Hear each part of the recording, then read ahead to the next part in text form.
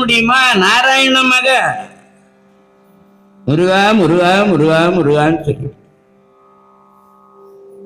குழந்தைகள்லாம் நாம முருகான்னு சொல்ல தேவையில்லை. நீங்க சொன்னா அது சொல்லும்.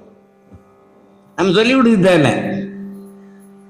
காலைல எழுந்தி குளிச்சுட்டு நெற்றியில விபூதி வச்சு ஒரு பொட்டு வச்சுக்கிட்டு பூஜை அறையில போய் ஒரு வத்தி குழித்து வச்சு முருகா முருகான்னு நீங்க கொஞ்ச நேரம் அப்படி நின்னீங்கன்னா குழந்தைகளை இதை பார்த்துட்டு செய்யும். போல செய்தல்னு பெறுது. திருப்பரங்குன்றத்துல ஒரு செட்டியார் கல்யாணம் ஆகி 10 வருஷம் குழந்தை இல்லை.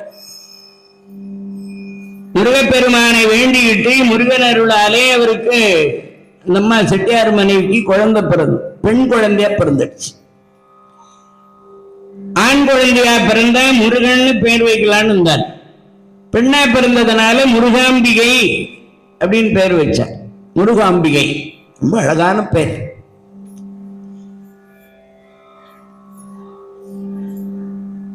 இந்த குழந்தை அம்மா அப்பா மாதிரி பக்தியா இருக்கு.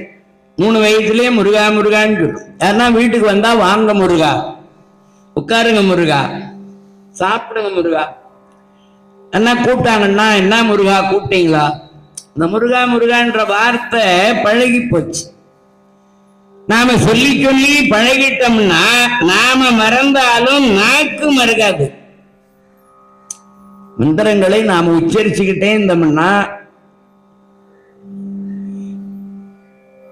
நாக்கு தானா அது சொல்.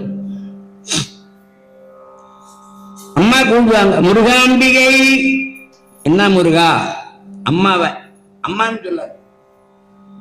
இப்படி வளர்கிறாள் பக்தியோட. பருவ பெண்ணா பூத்து குலுங்குகிறாள்.